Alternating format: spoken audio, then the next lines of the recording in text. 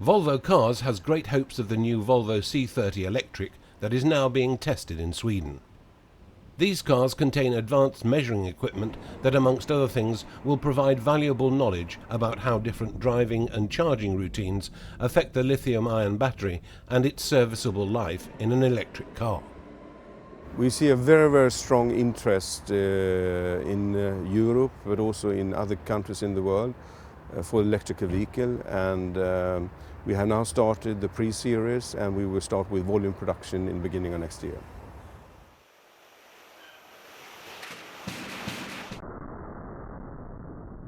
For Volvo, safety in a car is just as important as caring for the environment, which is why they have also carried out many careful tests in order to find the optimum location for the large high-tension battery.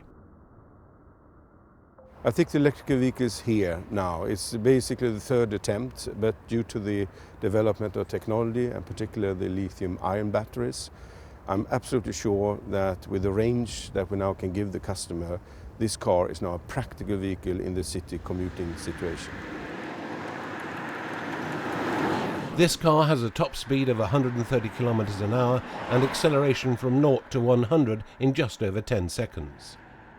The total driving range on a single charge is 150 kilometers, which is in fact considerably less than what 90% of daily commuters drive.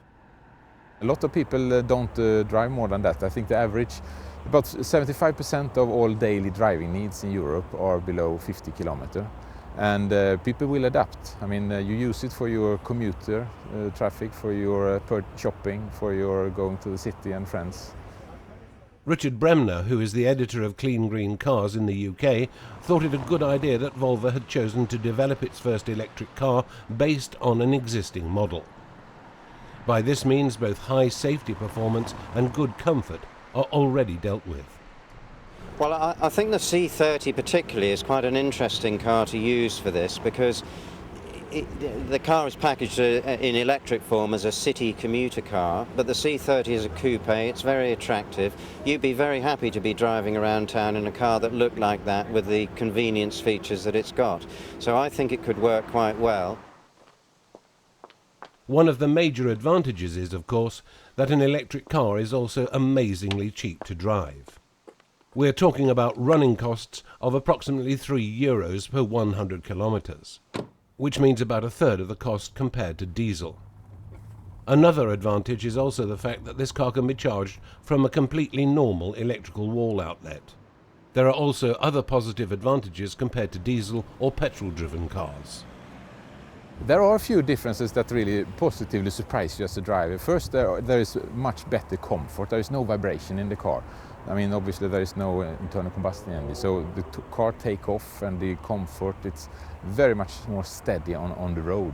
Plus there's a very smooth and nice acceleration, and an electric engine gives you the power immediately.